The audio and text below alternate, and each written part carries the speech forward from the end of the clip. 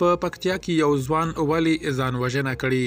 په ننګرهار کې یو پلار ولې خپل 14 کلن زوی وژلی؟ او په کونړ کې یو سړي ولې خپله میرمن وژلې؟ درنو لیدونکو ستړي مه شئ. لومړی خبر، یو ځوان د سلواغې پر 14مه د پکتیا د جاني خیل ولسوالۍ پر آباد کلي کې ځان وژنه کړې ده. یاد ځوان په یوې ویډیو کې له خپلې مور سره خدای پاماني کوي او یو بل ماشوم ته وایي زه ځم، خو ته به بابو ته دا ویډیو ورکړې چې وی ګوري. یاد کوچنی ماشوم له دغه ځوان څخه پوښتنه کوي چې چیرته ځې، خدای یې پوښتنه نه ځوابوي او په پای کې خپلې مور ته وایي مورې راپسې خفه نه شي. یاده پیښه څو ورځې وړاندې شوې خو ویډیو یې تازه خپره شوې ده. دغه تنکي ځوان د دې ویډیو له کولو وروسته ځان زندي کړی او وژلی دی. تر اوسه یې د ځان وژنې انګیزه او لامل نه دي روښانه شوي، خو ځایي سرچینو د دې پیښې لامل وزګارتیا او اقتصادي ستونزې ښودلي دي.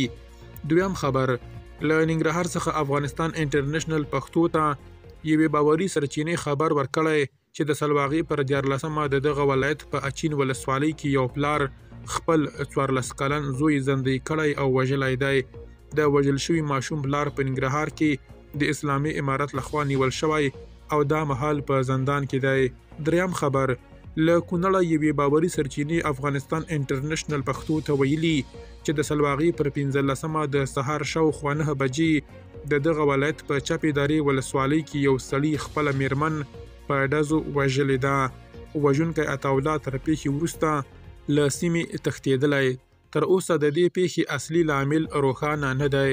دا پیښه په داسې مهال کې کیږي چې اسلامي امارت په هیواد کې د خپل واک له پیل راهیسې افغان ښځې د زده کړو، کار او ټولیز ژوند په ګډون له خپلو بنسټیزو حقونو بې برخې کړي دي.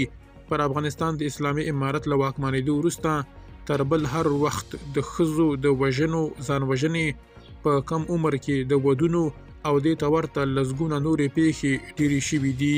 درنو لیدونکو له مالتیا مو مننه.